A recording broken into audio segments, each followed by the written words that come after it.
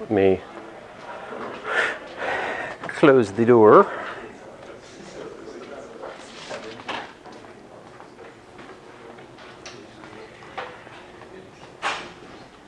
All right.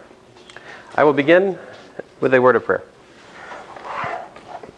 Heavenly Father, we thank you for this day again. I thank you for the students. I just ask you to be glorified in what we do. Help us to understand a little bit more about linear algebra today, Lord. In your name I pray, Lord Jesus. Amen. So I hope you guys have a better sense of how complex eigenvectors work and what they reveal about the sort of underlying shape of a matrix, right? Like basically the point of the last assignment that I gave you guys in the last class was just to see that if we have complex eigenvalues, it means a couple different things. It means that the matrix can't be diagonalized in the real sense, right?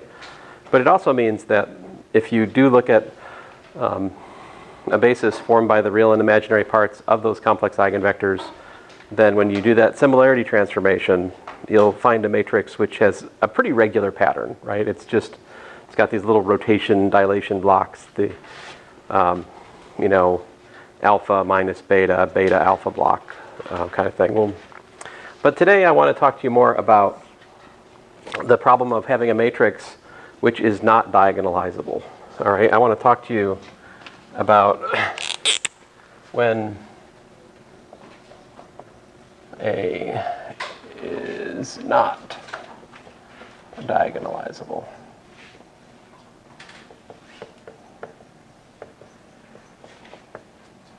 Maybe. Okay. I mean, this thing I'm describing to you guys today, it still makes sense in the context that the matrix is diagonalizable. But that's just like the most simple case of this thing I want to describe to you guys. And so the ultimate result is just this, is that if we have, A is an n by n real matrix, all right? Then we can find a basis beta v1 vn such that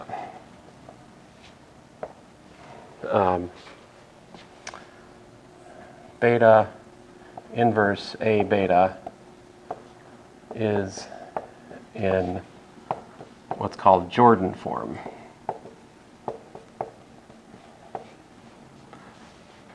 Provided, we do need a condition, provided all the eigenvalues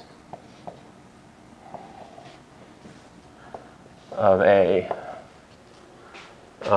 are real. So let me say that again. If you have a matrix which has all real eigenvalues, all right, then you can always find a basis, beta, such that when you do the similarity transformation of your given matrix by this, this change of coordinates, basically,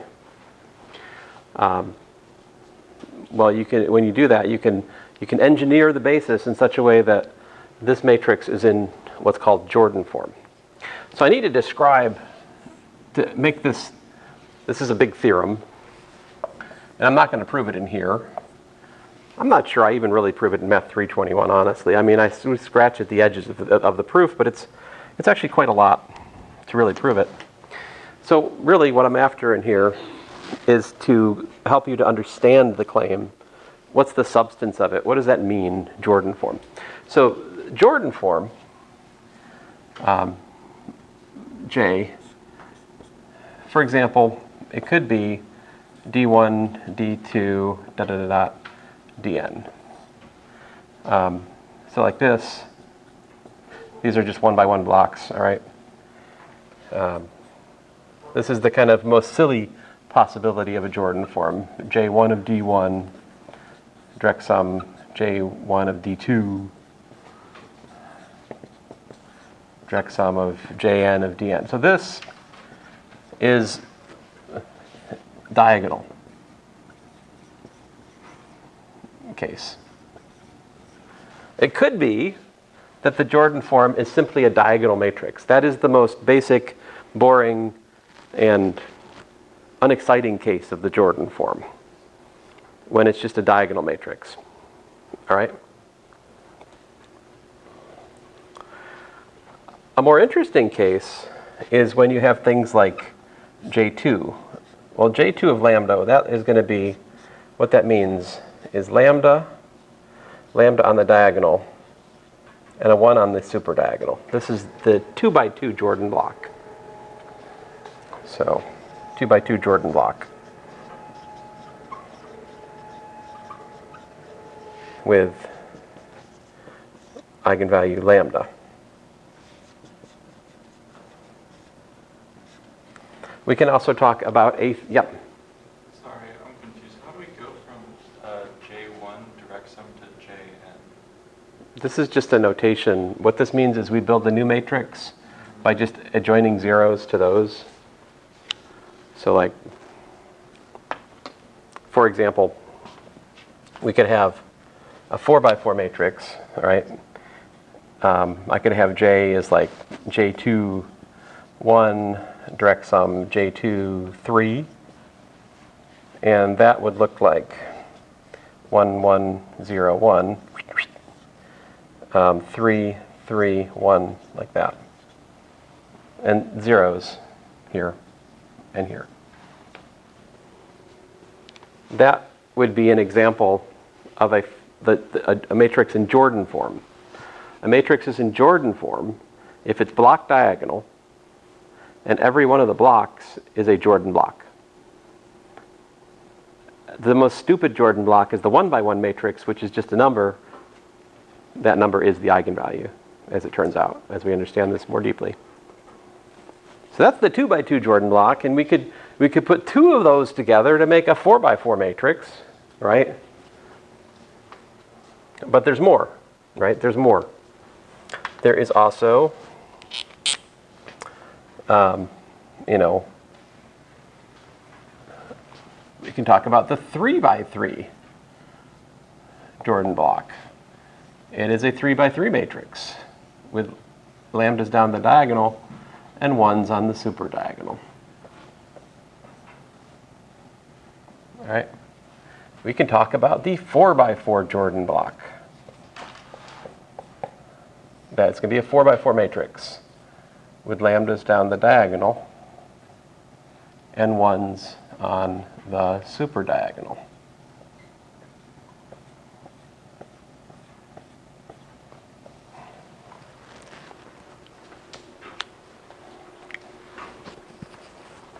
Yep.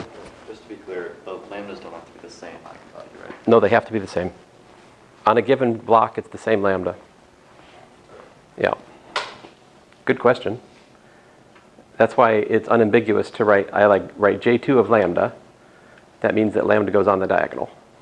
But not have to combine. Yeah, well, yeah, if we have more than one block, the eigenvalues don't have to match, right? Like in my Brown example there. That feels like example 1, right? Okay, so. All right. So, look, these we can rewrite as like lambda times the 3 by 3 identity plus n3. This is equal to lambda times the 4 by 4 identity plus n4, where n3 is what? This matrix, right? And here n4 is this matrix.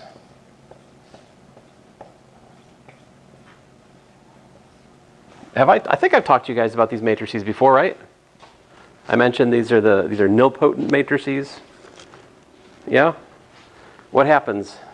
What's sort of what n3 squared is what? It's Right. And n3 cubed is 0, right? n4 squared, it's 0, 0, 1, 0, 0, 0, 0, 1. So basically the super diagonal kind of like migrates up towards the corner, and then it kind of pushes, it kind of gets pushed off, right? Like then you just got zeros. I look at it that way. You can see the pattern, what's happening. n4 to the 4th power is equal to 0. So this is the 3 by 3 Jordan block, the 4 by 4 Jordan block. All right. Now, and let's try to describe it in general. So like in general, the k by k Jordan block, jk lambda, would be, well, I'm not going to try to write it out like that. I'm going to write it out like this. It's lambda times the k by k identity plus n sub k, where the nilpotent matrix of the k by k nilpotent matrix, it's the sum of the super diagonals, right? So like if there's a formula for that, I could write it out. I think it would be this. E, all right, like the n3 is what? Look at it, it's E12 plus E23, right? N4 is what? It's E12 plus E23 plus E34, right?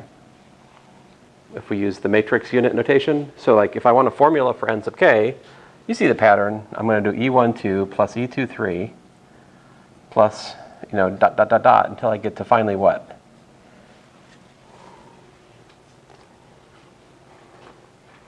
One less than k, right? So k minus 1. Yeah, k minus 1 comma k. And there you go. That's this guy has n sub k to the k minus 1 power equals to what? We see it right here. N sub 3 squared is E13. N sub 4 cubed is E14. So this will be E1, 1k. In other words, it's the matrix that's like, zeros everywhere, except that upper corner, right? And the kth power of this thing is 0. So this is the nilpotent matrix of degree k.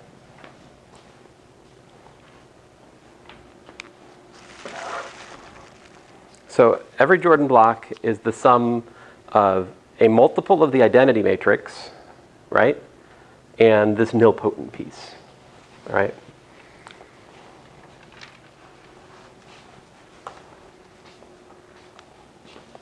Any questions? Let's yeah. So the E, that's like the numbers, like row and then column of EIJKL is defined to be Kronecker delta IK, Kronecker delta JL. This is the matrix which has got a 1 in the ijth spot and zeros elsewhere. Okay. It's our matrix units. We can build any matrix as a sum of these things, right? Like generically speaking, any matrix, like an m by n matrix, we could write as, some I equals 1 to m, some j equals 1 to n of aij, eij. We talked about these before. Of course, this context, they could be rectangular. The ones I'm talking about for our Jordan blocks, they're all square. Everything's a square matrix here for the Jordan blocks. These are all square matrices. And the matrix we're trying to understand and unravel, sort of find its basic structure, is at the start of the lecture, a real n by n matrix. That's like the whole context here is a square matrix. We're trying to take it apart. Does that make sense? Or Yeah. okay. Were you asking a different question? I just interrupted you. I'm sorry. No, I think it was that. Okay. I was just trying to Yeah, that's, That's like row 1, column 2, where the 1 is, yeah. and in 3. I mean, this is a claim. This is a claim. This would make a good homework problem, right? I know that's what happens. Like I'm not, I'm not, you know, sometimes I write things in class I'm not sure about, but this I know. Okay, so let's look at an example of a Jordan form. And let's see how the characteristic polynomial works out, okay? Like, so example 2, suppose I have A equals to, you know, J2, 3, and then my next Jordan block is J4, 7, and then I've got, you know, J1, 7, for instance. So in other words, this is A equals to, I've got 3, a 3, a 1. Then I've got 7, 7, 7, 7, with 1s on the upper diagonal. All right?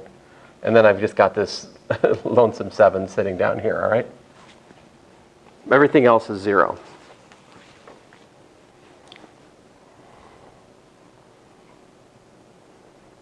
What's the characteristic polynomial of A? What is the determinant of A minus, let's say, Ti equal to?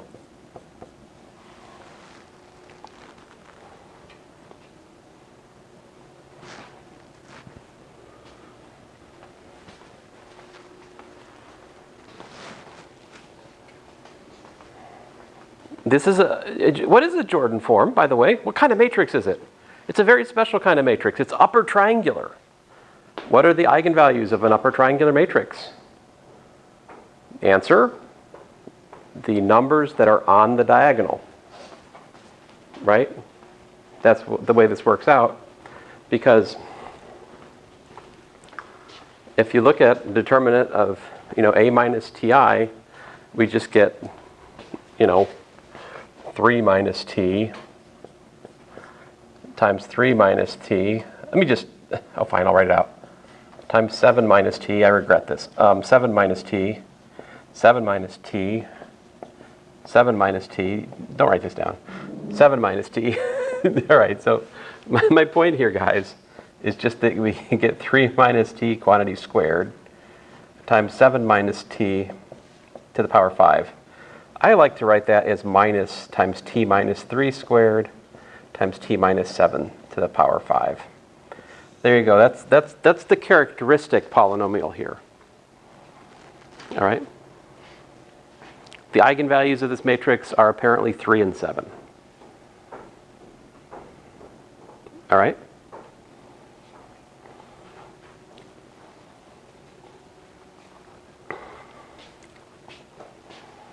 Any questions? I mean, all right. What else can I tell you here?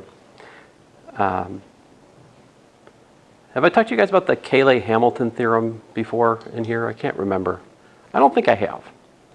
The Cayley-Hamilton theorem says something very interesting. So Cayley-Hamilton theorem.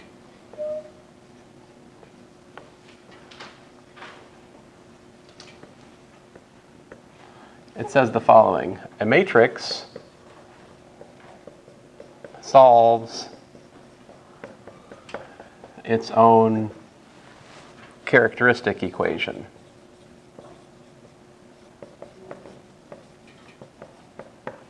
In other words, if, you know, P sub A of T, which is the determinant of A minus, you know, Ti, is equal to, let's say, C0 plus C1t plus da da da plus Cn t to the n. All right? Then, if you plug the matrix in, C0 times the identity plus C1 times A plus da da da da plus Cn times A to the n is equal to 0. This is the so-called Cayley-Hamilton theorem. So if we apply that theorem to example 2, all right, what does it mean?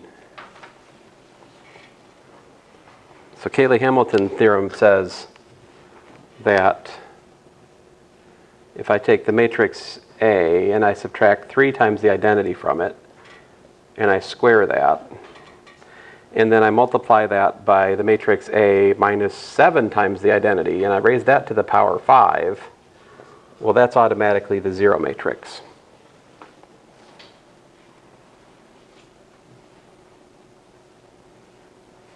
Seems kind of fine. Seems kind of fantastical, doesn't it? Like, why? How does that work out?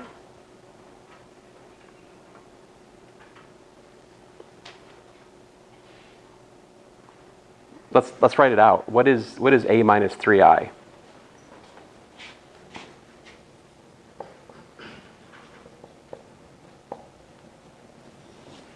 That gives us, 0, 1, 0, 0 up here, right? And down here, we get, 4, 1, 4, 1, 4, 1, and then 4. Oh, I'm sorry, another 4, 1, and then, I'll make this a 4x4 block. I'll get it eventually, guys. There's 3 1s in there. And then there's this 4 down here.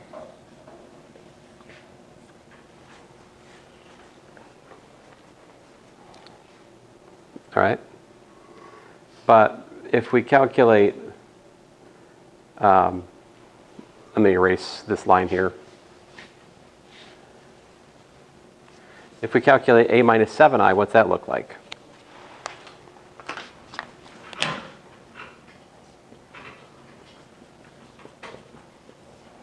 Well, we get minus 4, 1, 0, minus 4, right? And then this gives us a 4x4 block that's got 0, 1, 0, 0, 0, 0, 1, 0, 0, 0, 0, 1, 0, 0, 0, 0. It's N4, right? And this is just 0.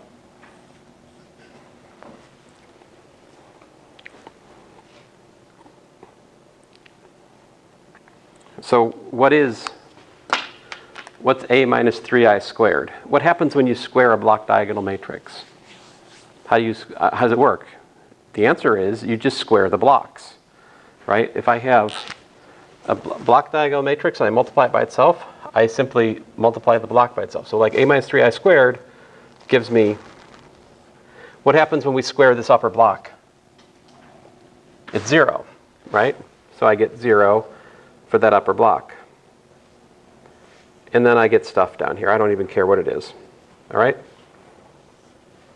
A minus 7i. All right? I get stuff up here. I don't really even care what it is. All right? But what happens down here when I raise that to the 5th power? 0. In fact, even at the 4th power, it's 0. Right? At the 4th power, this is gone. Right? So the 5th power, it stays gone. So that's 0. And so what happens, I really should have just drawn one big, you get the idea. So we get 0. See, because when we multiply, and these are the off diagonal blocks are still 0, right?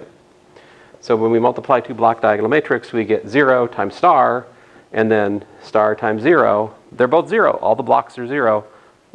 It's 0. This is the Cayley-Hamilton theorem in action.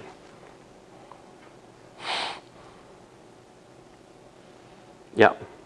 This reminds me a lot of DiffEq. Oh yes, we'll be covering DiffEq like next week. We will use these things to solve differential equations, yes.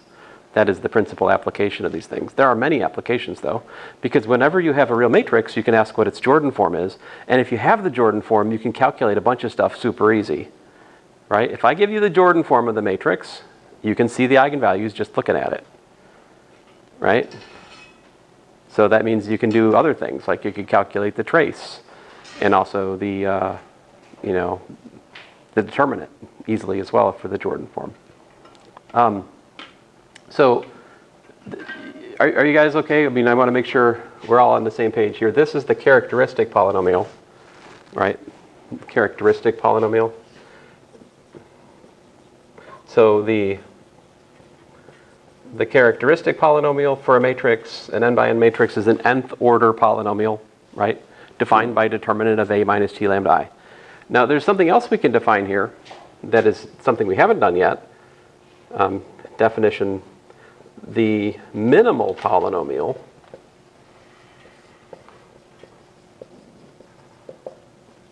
for A is m sub a of t. This is polynomial of least degree for which m sub a of a is equal to 0 and m sub a of t is monic. Now what's monic mean? Monic just means the leading coefficient is 1. That's what monic means. So if you think about the calculations we just did here, m sub a of t for this problem, and I'll explain why, but m sub a of t for this example actually is t minus 3 squared times t minus 7 to the power 4. That is the minimal polynomial for this one. The reason I know that is the calculation I just went through. You see, I need t minus 3 squared, because otherwise I don't kill off this upper block, right? Just one copy of t minus 3 doesn't do it. I need the t minus 7 to the 4th power in order to sort of tame this 4 by 4 block, all right?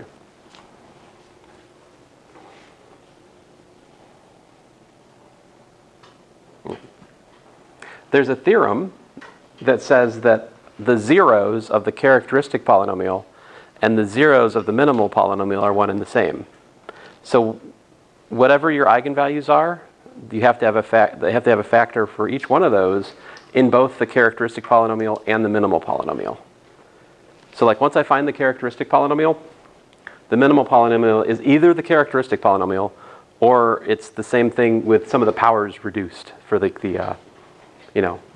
if this is the characteristic polynomial, the minimal polynomial, it has to include a t minus 3 factor and a t minus 7 factor. The question is, do I need 2 of them or 3 of them or 4 of them? Like here's a different example. Another 7 by 7 matrix. Let me show you.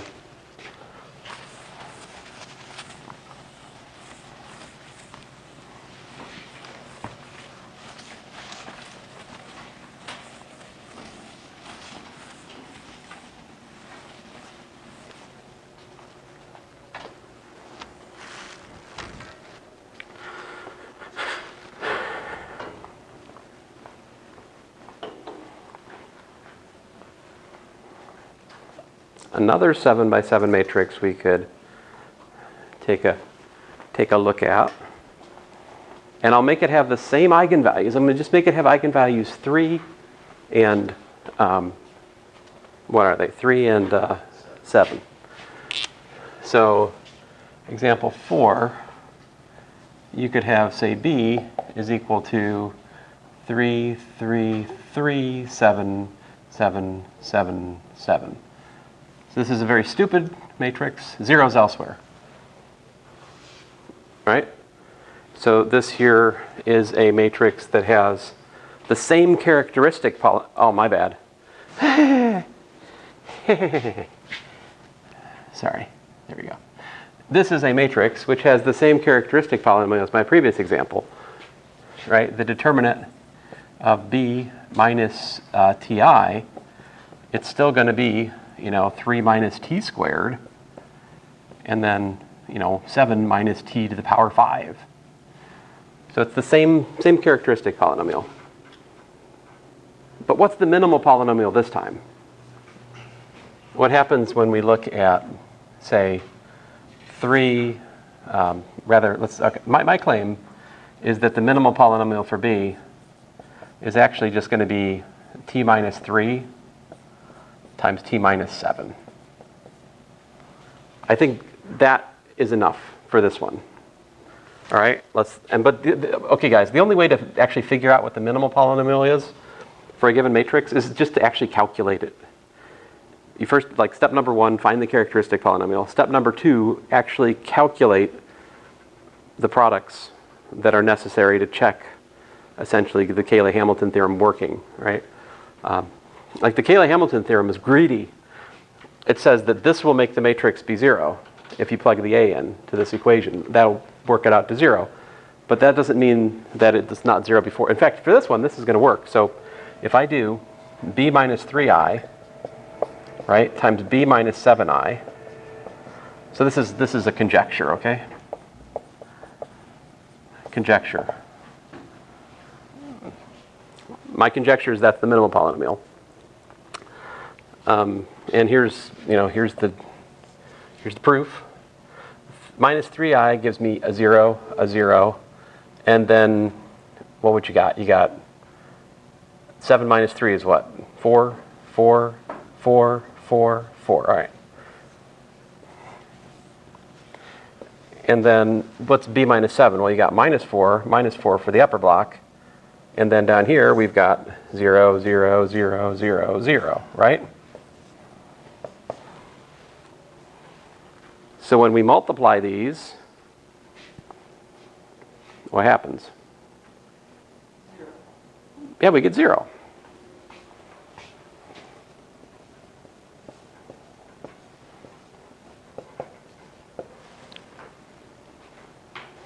Again, there's a theorem which tells us that every 0 of the minimal polynomial is also a 0 of the characteristic polynomial. So this has to logically be the minimal polynomial because I can't have less than one factor, right? I can't I've got t minus 3, right? I can't have less than that in the minimal polynomial, right? Anyway. All right, so, this is just, these are fun things, fun calculations to think about. I think they help you understand a little bit more, the mechanics of what the Jordan form is doing for you, it's kind of revealing certain patterns with the matrix and how it behaves. All right. I think we should pause, though, and just notice some calculational patterns I'm continuing to use throughout my work here. So let's talk about some block diagonal. Hints and tricks. There's really, the main one is just this. It's really just one big one, which is if I have A1, A2, right, AK like that, then that's the determinant of A1, the determinant of A2, the determinant of AK. Now, but recognize that this looks like, in the other notation, like this.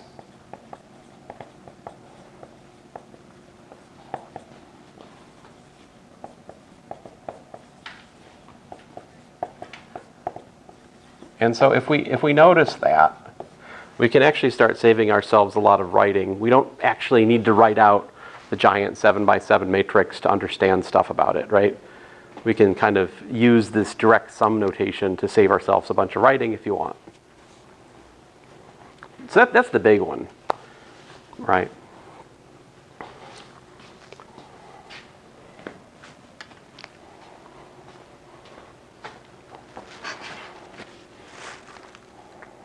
Now, something I want to show you guys. Uh-oh. I think I moved it. We're going to assume I moved it. It's too late now anyway. All right, so let me show you, like generically speaking, this is going to be a little bit awful, but I just want to show you what sort of the arbitrary Jordan form of a matrix looks like. I've described it with words, now let me use symbols. All right, so here it is. So generally,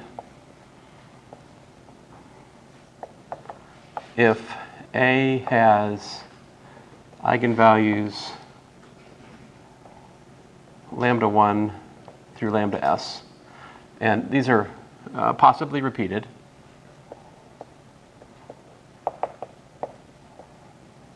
So I'm not necessarily saying they're distinct, all right?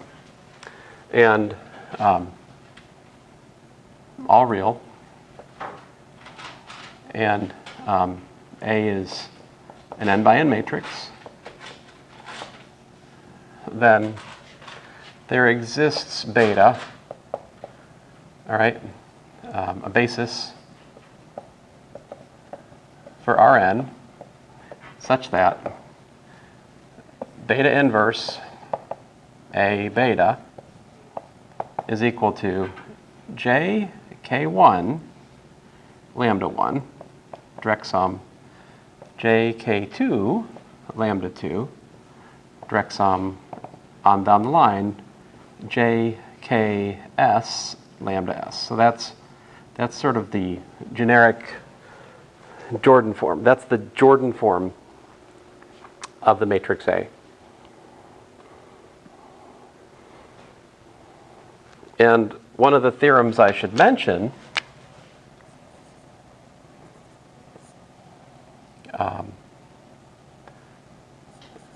the Jordan form of A is unique up to a reordering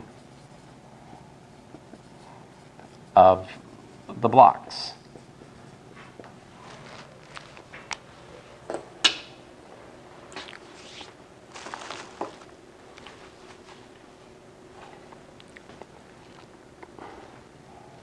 All right.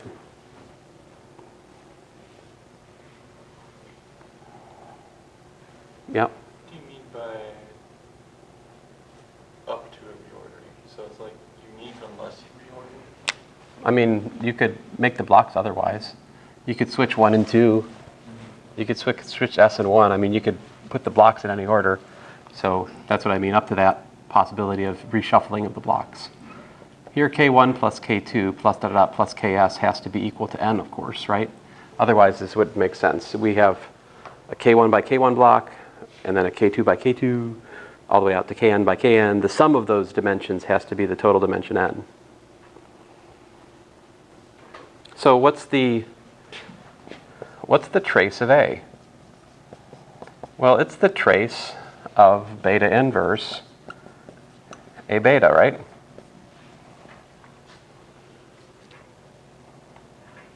Let me give this thing a name so I don't have to keep writing it. I'm going to call this thing J for Jordan form.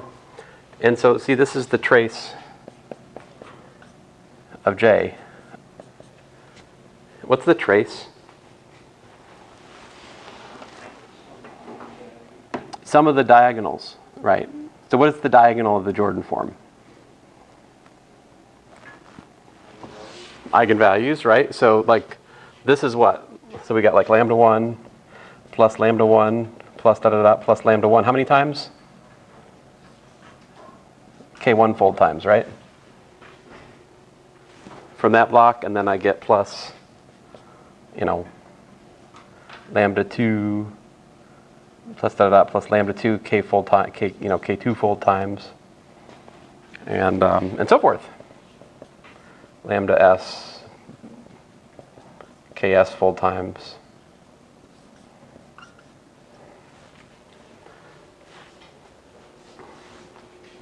This proves, if you're willing to accept my claim that every matrix has a Jordan form, that the trace of a matrix always has to be the sum of the eigenvalues. Because what you're looking at is the sum of all the eigenvalues of the matrix. all right? Now we could have proved that before. For a diagonal matrix, it's pretty easy, almost the same calculation, but this is totally general. The trace of a matrix is always the sum of its eigenvalues, even when it's not diagonalizable. By the way, what does it mean for a matrix not to be diagonalizable? In terms of the Jordan form, it simply means that there's even one, like 2 by 2 or larger Jordan block. That signals to us that it can't be diagonalized.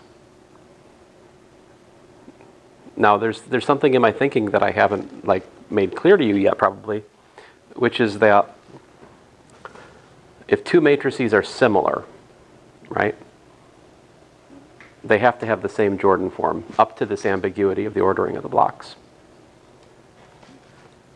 So I can't have a matrix that is similar to a diagonal matrix, which is to say it's diagonalizable, right? And at the same time, it's similar to a matrix with a 2 by 2 Jordan block. All right, because similarity is a transitive relation. If A is similar to B and B is similar to C, that means that A is similar to C. So I can't have a matrix that is at the same time similar to a diagonal matrix and also similar to a matrix that has a 2 by 2 Jordan block. Because that would then imply that the matrix without the 2 by 2 Jordan block is similar to the matrix with the 2 by 2 Jordan block, which is impossible because this Jordan form is unique up to the reordering of the blocks. And there's no way to reorder 1 by 1 blocks in such a way that you get 2 by 2 block. You just can't do that. The Jordan blocks are like the DNA of the matrix. They're the signature of what it is. So listen, we have now a pretty straightforward calculation that shows that the trace is the sum of the eigenvalues. This is a general truth. The determinant of A, right? It's the determinant of jk lambda 1, right? jk1 lambda 1. And the determinant of jk lambda 2, jk2 lambda 2, right? And so forth and so on. And so what do we got? We have, lambda 1 to the k1 power, lambda 2 to the k2 power, lambda s to the ks power. This is the product of all the eigenvalues.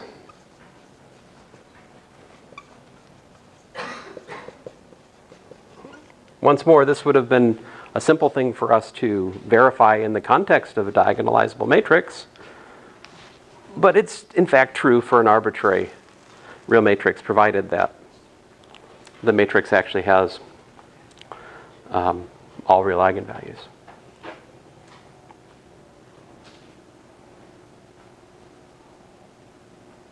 All right, let me confess. If the matrix has complex eigenvalues, you could also look at the complex Jordan form. All of these lambdas could be complex numbers. That's another thing we could do. If the matrix has some complex eigenvalues, if it's a real matrix with complex eigenvalues, then we could look at the complex Jordan form of it, all right?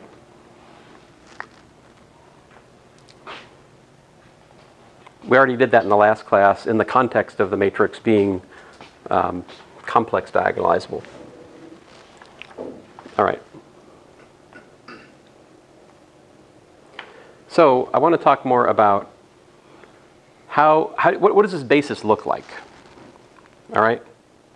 What kind of basis actually puts the matrix into Jordan form? What does that look like? Right?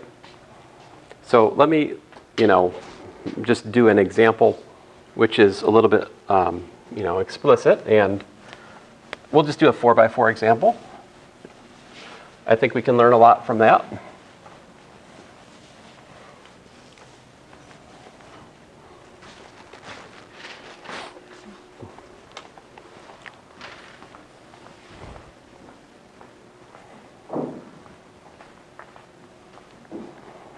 So the 4 by 4 example I have in mind, and let me try to set up the problem.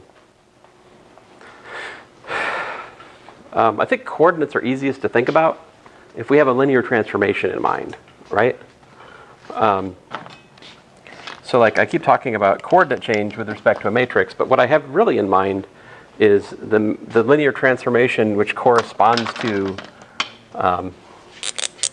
multiplication by that matrix on the left, my so-called L sub A map we talked about before, example 3, I guess.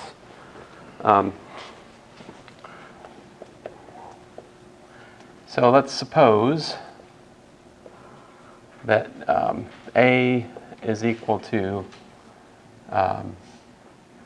let's say 2, 1, 0, 2, and then I'll put, we'll do 3, 1, 0, 3. That's simple enough. So we'll do 2 2x2 Jordan blocks. All right, we're going to look at A in Jordan form. Well, I don't want to say that. I want to say, my bad. I want to say this is equal to beta inverse A beta. So this is not A. For some A in 4x4 matrix, right?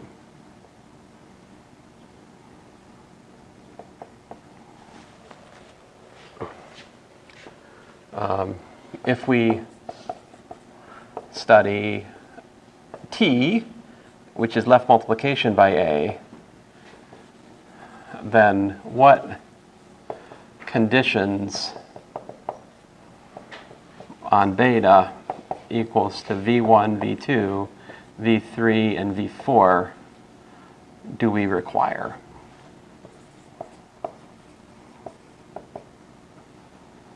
So what I'm asking is, what I'm trying to probe here at the moment, guys, is what kind of basis is needed in order to put the matrix into Jordan form. So far today, I've just showed you a bunch of Jordan forms to try to make it familiar, like what it looks like, all right? And talked a little bit about how it's useful in terms of Cayley-Hamilton theorem and such. But here, what we're looking for then is we want T, the matrix of T, to be in the Jordan form, all right?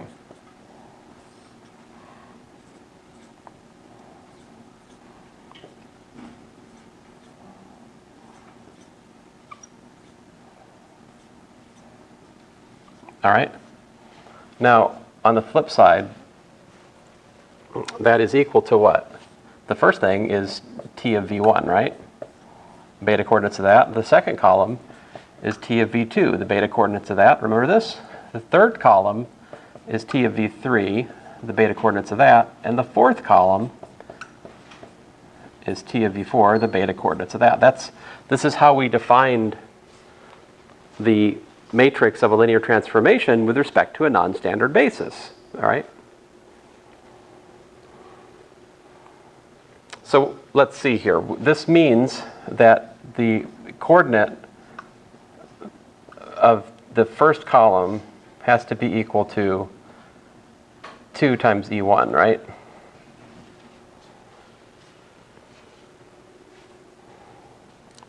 And this means that the second column, I get T of V2, the coordinate vector of that has to be equal to what? This right here, right? Which is what? That's E1 plus 2E2, right? And what more? What about T of V3? Apparently, it's got to be 3E3, right? And how about the coordinate vector of V4? Apparently, that's got to be E3 plus 3E4. Now, can you guys translate? Okay, so like, all right, we need to make a step here. This is what? This is the coordinate vector of 2 times V1, right? This is how coordinate works, right? The coordinate of V1 is E1. The coordinate vector of V2 is E2. This is how the definition of the coordinate works. So like this is, of course, the coordinate vector of, V1 plus 2V2. And here you got the 3 times the coordinate vector of V3. And this is the coordinate vector of V3 plus 3e, listen to me, v4. So here I'm just using the definition of coordinate map. And so what this tells me is simply that t of v1 has to be equal to 2v1, and t of v2 has to be equal to 2v2 plus v1. I don't know what happened over there, but something just happened. This brand was like, no! 3v3. T of v4 is equal to 3v4 plus v3. All right.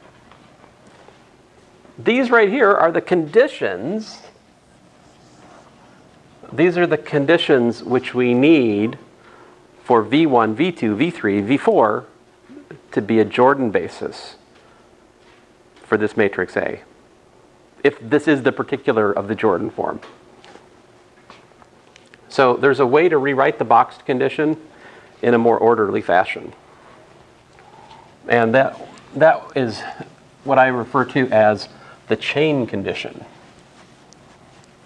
So let me rewrite that in like the chain condition. So of course this also then means that, let me translate back to my matrix because we're really interested in matrices today. So that means that A minus 2i times v1 is equal to 0. And it means that A minus 2i times v2 is equal to v1. And it means that A minus 3i times v3 is equal to 0. And A minus 3i times v4 is equal to v3. That's what those equations translate back to in terms of the matrix, right? So these have a name. These have a name.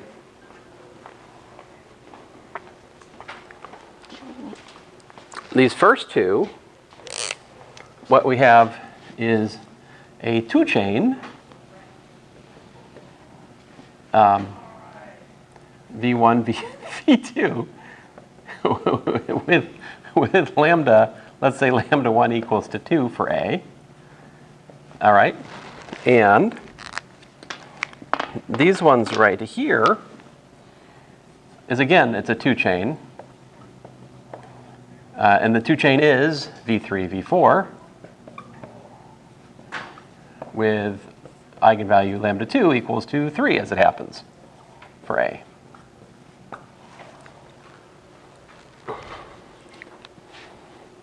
Here's the deal. For every block, you must find a chain. It's like a blockchain.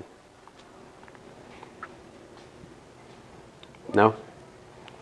Is that phrase already used somewhere else? Oh, okay. No.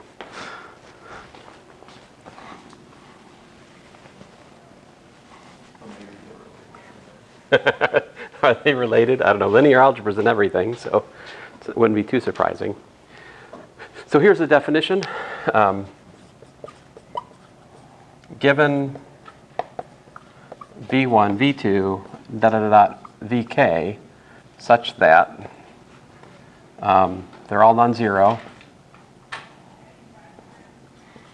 I always forget that. I remembered for once. Yay, all non-zero.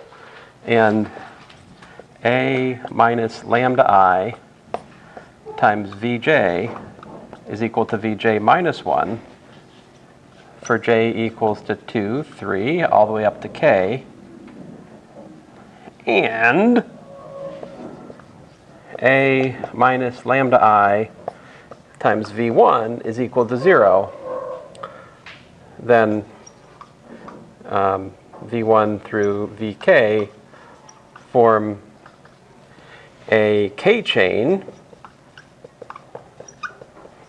with eigenvalue lambda.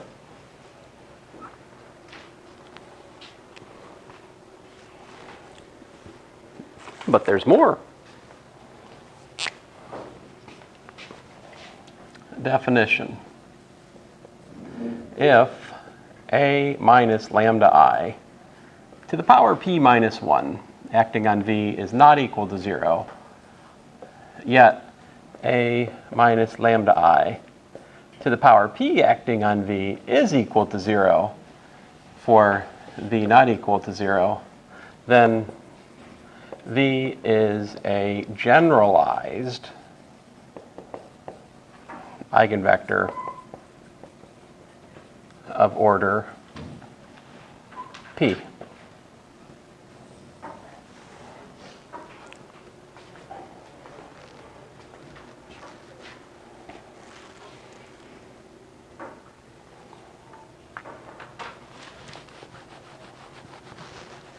So like, you know, continuing with my example 3,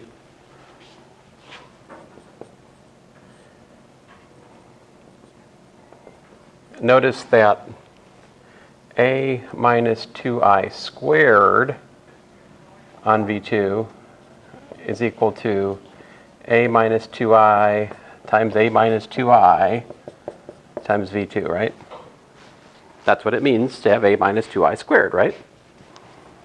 But by our assumption, A minus 2I multiplying V2 is equal to what? This is the so-called chain condition. The chain condition says that this is V1. But what is V1? We have another word for this. We've been talking about it for a few classes now. It is an eigenvector with eigenvalue 2. So A minus 2I times V1 is equal to 0. So therefore, V2 is generalized eigenvector order 2 with respect to A for lambda equals to 2. So many words. All right, it's a generalized eigenvector of order 2 with eigenvalue 2. Everything's 2 here. Sorry. All right.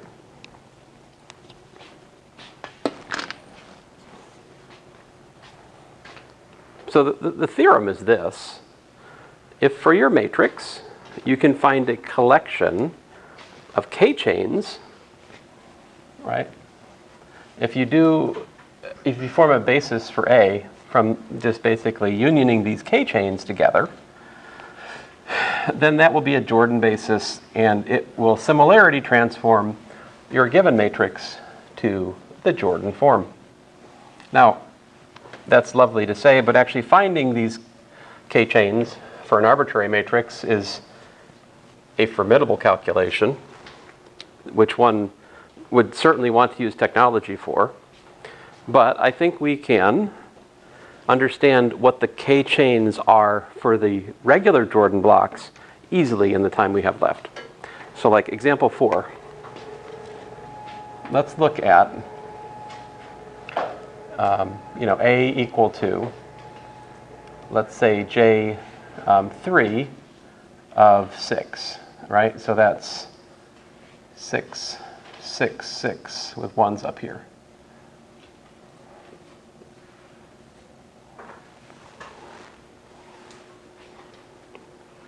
What is the standard basis as it relates to A for this example? What is A times E1? What's it equal to? A times E1 is what?